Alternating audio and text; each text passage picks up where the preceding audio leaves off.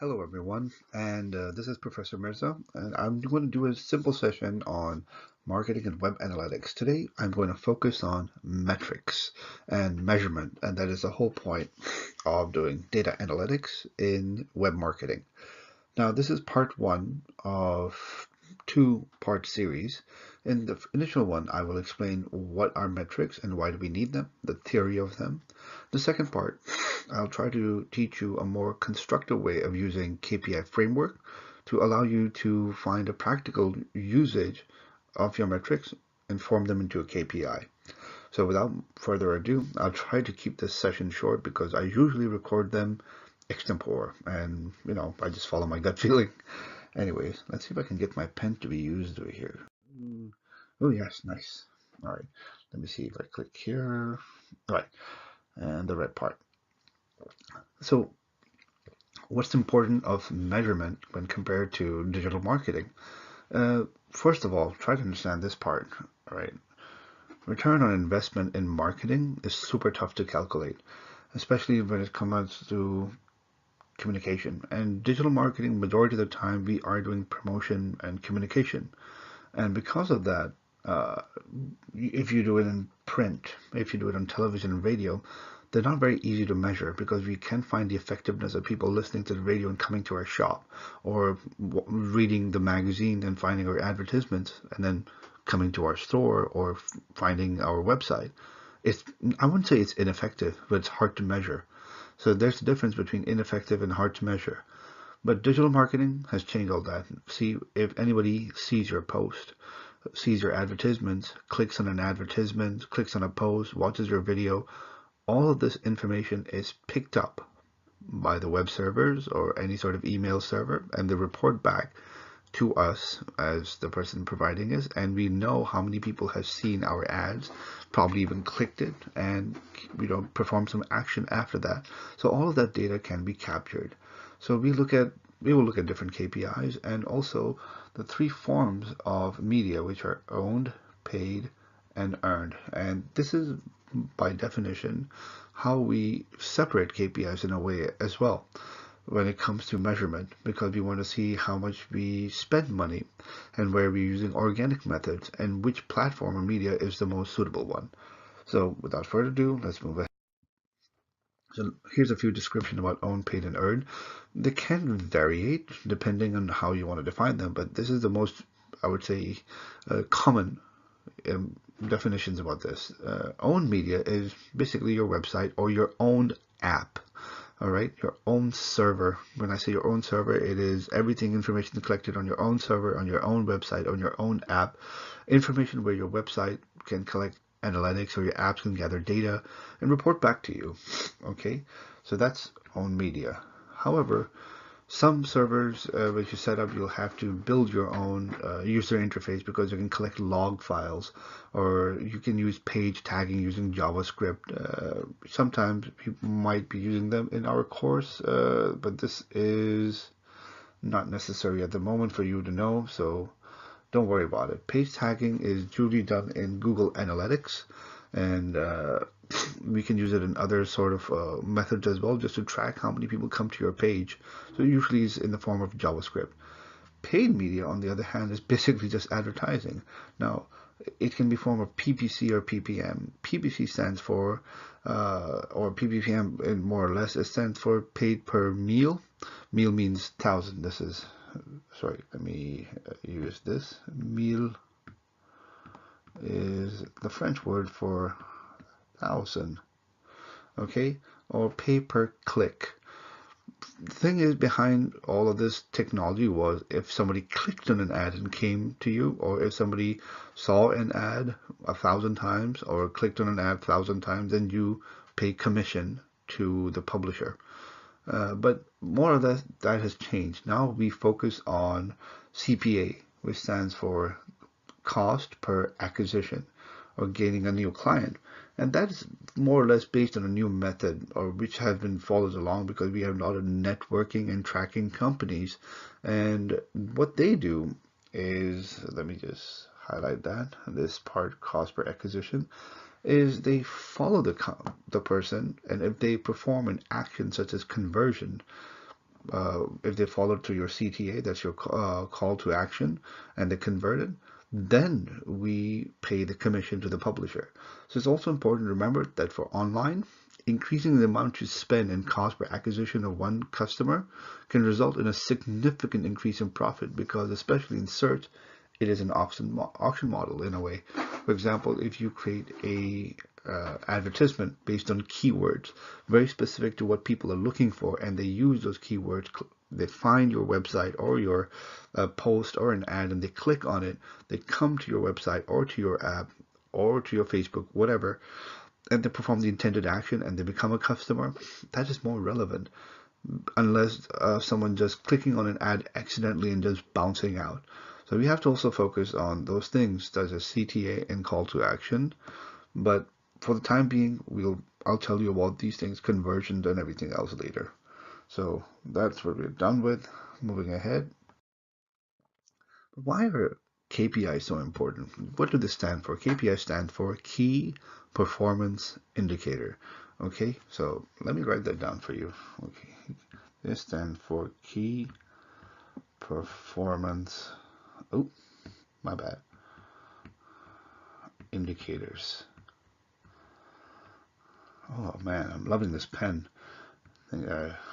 Okay, so I'll just erase that. Wow, technology has come a long way.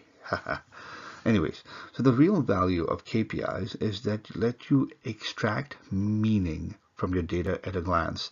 If you're using certain dashboards, let's say, for example, Facebook Insights, YouTube Insights, Google Analytics, they all allow you to create a dashboard where you can get a snapshot of all your data that is important to you. And when they say the word meaning, is usually a KPI is a metric attached to some marketing objective, such as maybe sales, such as customer satisfaction, number of views, number of downloads. And then when you attach that meaning to an objective or metric to that sort of objective, you get a KPI. So by defining and measuring your key performance indicators, you are creating a regular snapshot that allows you to monitor the performance of your marketing goals over time. That is it. Okay. So your KPI is not only gives you an immediate sense of the overall health of your marketing, but also helps to highlight potential problems. When I say potential problem, let's assume you set an objective that you need to increase your number of downloads for your application, and you set a goal against that. The goal is that people within the next month, you want to increase the number of downloads by 10,000 per month, but you only achieve 6 or 7,000. Now that's a problem. You're undershooting your main objective and goal. So you need to increase that further by 3 or 4,000. So that's how you're highlighting a problem. Hence, that's the problem part. We can also point you to the right direction before you delve deeper into looking data for solutions. So the solution part is it gives you a chance to analyze your data because it's all quantifiable. Quantifiable data is easy to analyze statistically, mathematically. Qualitative data, not so much. So because we're learning analytics and web analytics at the same time, it is important to note that it's all about statistics mainly, and you're creating hypotheses and you're trying to prove it right or incorrect. There's not one strategy that is always going to work. You'll have to take risk, and with risk you can experiment.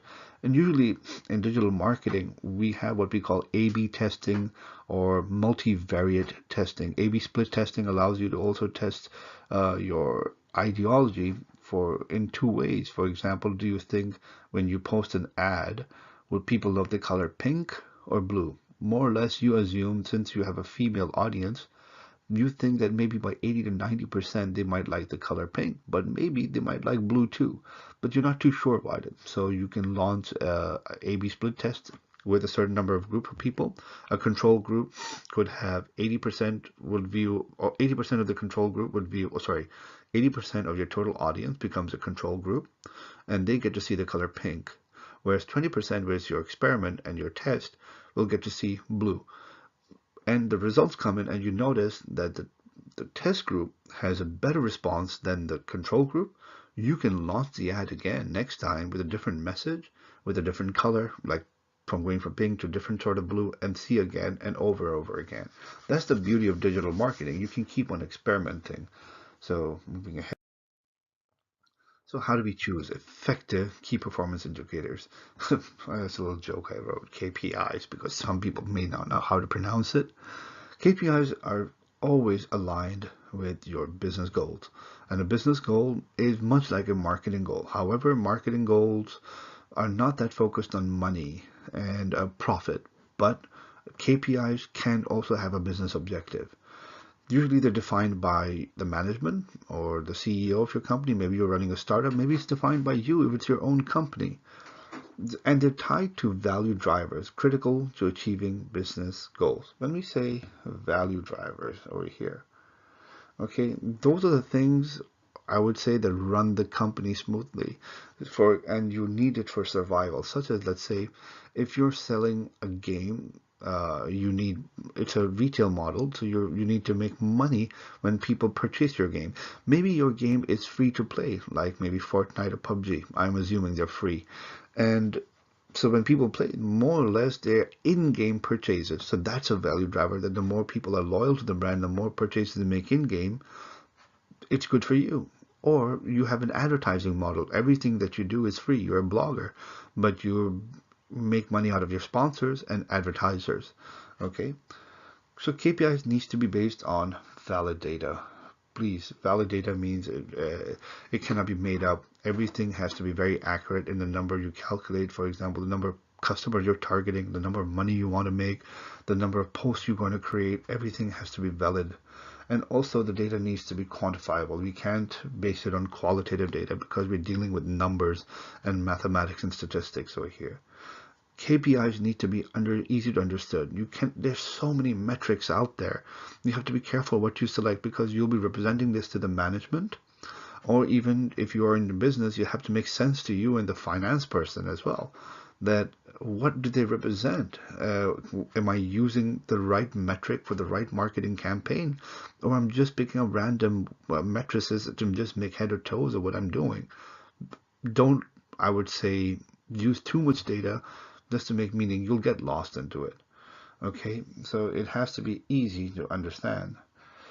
KPIs can also be influenced by and sometimes used as, I would say, triggers for positive action. So it can lead you to change something within the moment. For example, you're experiencing that your sales are not going up or your views are not going up. That can be an indicator that you have to change something very quickly on the spot. So one of the main values of KPI is that they immediately highlight where your organization or your company or your startup could do better. Okay, so it does not just apply to digital marketing, it applies to nearly everything in management, and also highlights areas where action is required to get things back on track. Okay, oops. All right, moving ahead. Now, there is a simple measurement model that could be well applied to all your marketing campaigns. It starts by, first of all, sitting down with all your team members or your senior management to identify what are the business objectives, what do you plan to do for the next month, what are your medium-term goals, what are your short-term goals, and what are your long-term goals. They have to tell you upfront what is it that you plan to do and set the broadest parameters for the work we are going to do. When we say the broadest parameters, it's like, hey, we're working on sales, customer satisfaction, building awareness, whatever it is. You must set the path straight and identify very, very understandable goals, crisp and clear, because in marketing, especially in digital marketing, when we launch a marketing campaign, it is linked mainly to one KPI. We try to measure one thing most of the time, and maybe sometimes two, but most of the time it's just one thing. So the goal must be very clear. For example, your objective is to raise customer awareness or brand awareness. Goals could be, we want, let's say currently 1 out of 10 people in our potential market has heard about our brand. We want to raise the awareness level to 4 out of 10 or 6 out of 10. So that's a goal. Okay, that's a clear goal. Write down the key performance indicators that you are attached to each of these goals. such as raising brand awareness would be related to number of views, maybe number of subscriptions, or maybe hashtagging something or retweeting your post as well.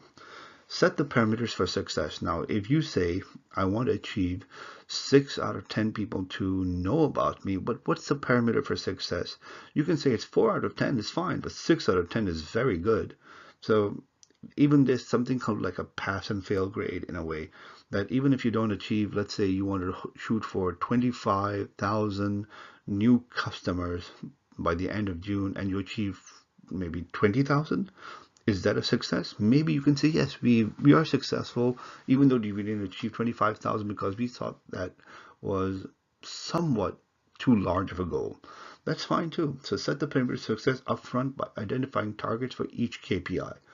Then identify the people or the segment markets, their sort of behaviors and personas. Personas is something we will study later. And even the outcomes that we'll analyze to understand why we succeed or fail. I will explain in the following slide why I mentioned behavior and outcomes, because in digital marketing we talk about three things, and that is acquisition of traffic, the behavior of our users, and finally the outcomes. Okay, so this part from here to here, I'll explain this slide.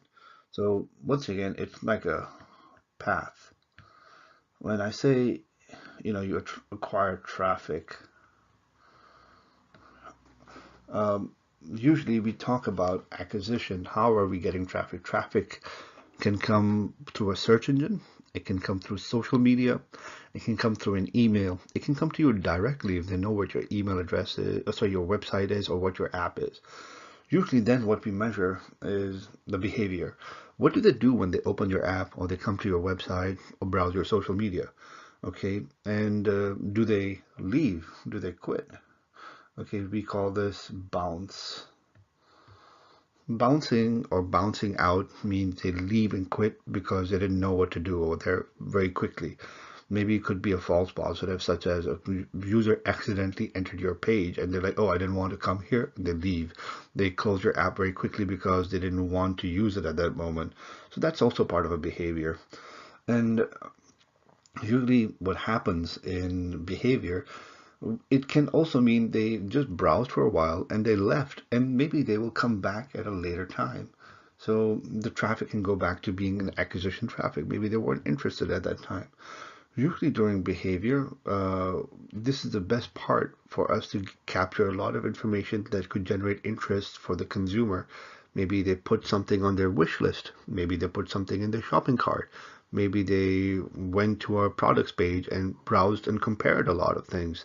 And we can follow those. And or maybe they subscribe to our social media or to our YouTube, something or the other. Maybe they subscribe to our email address just to follow us. Maybe they use, and that would lead to the outcome. What did they do while they were there? And those outcomes can lead back to them coming back to the website directly and measure further incomes, okay? Or they could generally just leave again and bounce out from the outcomes that like we're not interested. So let me just make this easier and erase all of this for you. Okay, yeah. So here's a complete and I would say somewhat of a competent list where we'll focus on three key areas, okay? And you can ask these questions, such as an acquisition, how are you anticipating acquiring traffic for your website, for your YouTube video, whatever else you are creating? Did you cover all three components of successful acquisition, such as earned media, owned, or even paid media? And how would you prioritize all these? And where are you spending most of your efforts? And see, all these questions, when you're asking, there can be more, but these are certain questions that you can ask yourself, because this is all about management. And if you've studied management, you understand that the goal here is not just to make money, but also understand that we are putting in effort in an initial phase because this is going to become a campaign in the long run. Number two, for behavior, you can, when you created a marketing segmentation of your people and you want to go after them, you must have used demographics and psychographics. So what are the behaviors you're expecting when people arrive at your website or open your app? What pages should they see the most when they click on an email link? Where should they land? What videos should they watch when they're in your YouTube? Should they visit repeatedly, or is it just a one-time campaign? Are there certain actions they should take? Maybe subscribe, maybe download, maybe share their email address or whatsoever. And what is unique about your effort that ties to an optimal experience? And in marketing, we always talk about giving the best experience to a customer, because if the experience is great, they'll come back again. Okay. And lastly, for outcomes, you can, of course, signal that it could be all about the call to action. Call to action, if someone performs a call to action, such as if you wanted them to download something, that's a call to action. And they did that, they're called a converted user. So call to action, or CTA, okay, if it's positive, it leads to a conversion of the audience. Okay. So don't worry about that. So what outcomes signify value delivered to the business bottom line? Bottom line mean how much money they made. Is it a download, a phone call to your call center, a qualified online lead or sales generation, signing up for an email promotion, people buying your product with sales, literally, or signing up for your services. A 95% completion rate for a task, such as maybe putting something in a shopping cart, or a 10-point lift in the brand's perception. Even customer satisfaction could be this thing. Moving ahead. So I've put in a link. Basically, I've picked up all of this information online. It's the more, I would say, it's better for people who don't have the content from the book that I've been using as well, from by Damien Ryan.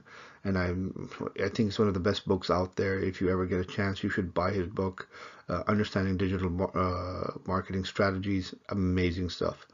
So all the links can be found written here. If the links have expired, do not worry. All the information is already contained in these slides. And there are many metrics out there. It all depends which one you want to use, but I'm going to use the most common one. Okay, so for traffic generation, we can talk about, let's say, if we have an application, or if people use the cell phones or tablets to find a website, we can look at mobile traffic, like over here. All right. This is more people are accessing the internet through the smartphones, and we know that they're using more smartphone. Almost the radius has gone up to 75% or even more in some regions. And we can be curious as if people are browsing our mobile site or using our app more. We also can look at what we call click-through rate. Now, this is an important measurement, click-through rate. It signifies something, somewhat of a step before conversion. For example, if you send out an email and tell people to click on the link and go to your website and buy something. So the call to action is actually buying something and being converted from that email link.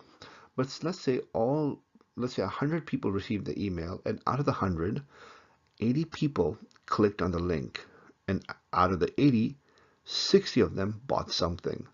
So we say 80% of the people who received the email clicked through to your website. So the click-through rate is 80%.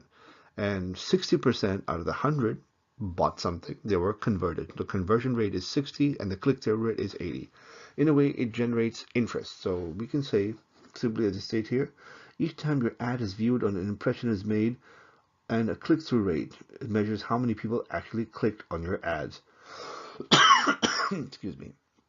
Then it's also cost per click, because when you're going to spend advertising money or efforts on creating that sort of post, we also have to see how many people are clicking and converting that into sales dollars. So click through, let me use this.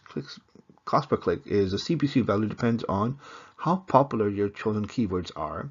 Your quality scores are influenced by click-through rates and the standard prices search engine initially sets. So if you're spending, let's say, $10 a day on an keyword, such as, let's say I'm selling iPhone X. So I say iPhone X in Paris. That's my keyword. I'm spending $10 a day on this keyword, and I get around maybe 100 clicks per day, and I get a conversion rate of 60%. That's very good for me, because an iPhone X is very expensive and I can make good commissions on it. So it's paying off. But if I'm only getting let's say 4 clicks or 5 clicks per day, and I'm spending $10, and out of that, only 60% people are converting. That's very low for me. So I have to rethink my strategy. I think there's also overall site traffic. Overall site traffic just over here. Let me use a different color, maybe a blue one. Okay. This is just measuring how many people are unique visitors. Maybe they visit repeatedly, but I'm going to eliminate the people, obviously the sessions that are not unique. Excuse me. I think I need some water. Just put a pause. Yeah, so this is just how many unique visitors we're getting on a daily, weekly, monthly basis. And this could be very interesting for us in terms of traffic generation, because if we see a rise in popularity, that means it's good. But we also have to measure with industry standards. That is it normal for us to get few customers? Maybe we're in B2B. Is it normal for us to get many customer visits? But some of those customers visit could be by bots, okay, or web crawlers. And the traffic sources, where are these people coming from, or these IP addresses that are, they can tell you which location, which country, which city these people are coming from. Generally speaking, they become more intelligent with these IP addressing, and they can tell you very quickly and swiftly which country these people are coming from, what sort of operating system they're using or machine they're using. Are they using a smartphone? Are they using a computer or laptop, a tablet? It becomes very interesting this way, because then you can understand the nature of the target market. Moving ahead.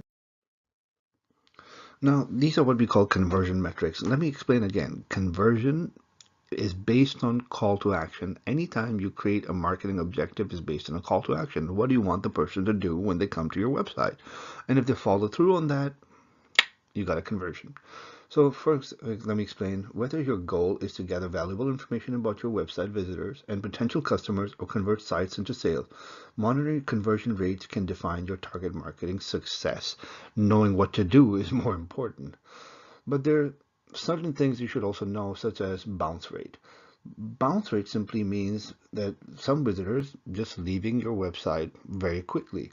So this thing over here is an important indicator that sometimes many people might come to your website and just leave because of maybe they're not interested. So maybe your site design is poor, maybe your app is not interesting enough. Whatsoever it is, you can do the research afterwards. Then there's something called creating the cost per leads. Cost per leads is just like cost per acquisition. It's the sales term. And it's a metric that defines the lead conversion ratio of a particular campaign. A lead conversion ratio is the same thing as a conversion rate, but these people don't do the intended action. For example, if you want to gain more subscribers, in order for them to maybe convert from a free user to a paid user. So you say that's the initial step. I have generated leads of people have subscribed to me, and afterwards I can focus on them becoming a paid member. Just like what Spotify does. Spotify initially gives you a freemium and then heavily focuses on, trying to help you convert into a paid user. So that's also cost per lead. How long did it take them? How did they advertise to you? How did they market to you? And of course, that is all based on cost for them. And then when you have converted halfway, that's like cost per lead. But that's I probably will do sales funnel as a presentation next time. I'll hold myself to that. So I'm going to write this over here, related to sales funnel. You can Google sales funnel too. And what is a lead? Lastly, you can also talk about average views, average page views per visit. What do people focus on the most? Let's say you have a website for fashion, clothing, retail for men, women, and children. You find out majority of people that are spending their time on the women's shoes page. The highest average is over there. The fewest average and the minimum visit is towards, I would say, men's shoes. So you can do a lot of things. You can either create better campaigns for the men's shoes to gain more popularity, or number two, add more variety, or try to create some sort of loyalty program for the shoes and women's section. That's totally up to you. Okay, so this is more of a investigative, oh sorry for my handwriting, investigative sort of scenario here, that you're just looking into something and you say, what can I do over here? There's no right or wrong answer over here. A few more conversion metrics, such as average cost per page view, such as how much marketing campaigning have you spent on a landing page, how much effort have you built up to market that sort of category to the consumer. So your cost per page view should be significantly lower than the revenue you can generate from the page in order to gain profit from your campaigns. So don't spend too much. That's just common sense. Average time on site. And this is interesting because there are various theories about this. Some people spend 6 seconds on average on a website before they bounce out. So you need to gain interest from your consumer as soon as possible. So this is important for gauging what content is relevant and would drive results from the site visitors, gaining their valuable trust, so they would eventually convert. Okay, so if they're spending a lot of time, maybe it's a very informative page, it might be spending up to 1 minute or 2 minutes. But if they're not spending an average time of that and they're leaving quickly, you'll not be able to gain attention. And of course, rate of return visitors. This is based on loyalty. It could also be based on customer satisfaction. There are many others based on this as well. Okay, who are returning customers? Are the returning customers, did they buy something? Did they put something on a shopping cart or wish list? What made them return? And so on and so forth. Okay, moving ahead.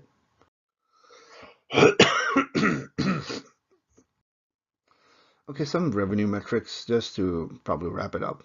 Okay, such as return on investment. This is easier once again when you're doing return on marketing investment or return on, I would say, marketing campaigns. You know how much you've spent, you know what your spread is.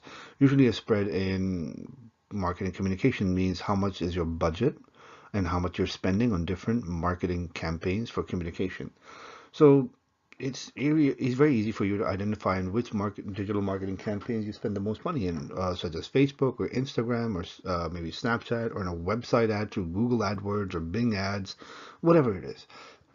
So this could be interesting even for your bottom line. Your management could seek you out and say, how much money do you need to spend against what sort of company who advertises more? And last one is cost to acquire a customer, which is simply cost per acquisition. This is already explained at the bottom. It's a ratio, marketing ratio. It can be also a financial ratio in a way. So the total of your marketing and advertising cost for a particular marketing campaign in a time period divided by how many new paying customers were generated during the same period. So cost per one acquisition of customer per that marketing, I wouldn't say marketing campaigns because there could be several in that spread. And you gain one customer. Let's say your average cost to acquire a customer could be $5 per customer, and the revenue you generate could be 30 or let's say $50. So you have to spend $5 to gain $50, and maybe the profit from that could be 15. And that's not so bad, I guess. It depends on your, once again, marketing objectives and business goals. That being said, these are some of the metrics that make sense. If you choose this metric to relate to a specific marketing campaign, it becomes your key performance indicator. So I would like to once again thank you for watching, and there will be a second part of this video because I know I tend to speak a lot. So I've spent a good amount of time on this. Once again, if you liked it, you can click subscribe for more content. And please do leave your comments in the below. If you're one of my students, I urge you to subscribe so you can follow up new content for the class. And also, please comment if you watched the video as my student with your name and also which school you're coming from. I'd highly appreciate it. Thank you very much, and I wish you a good day.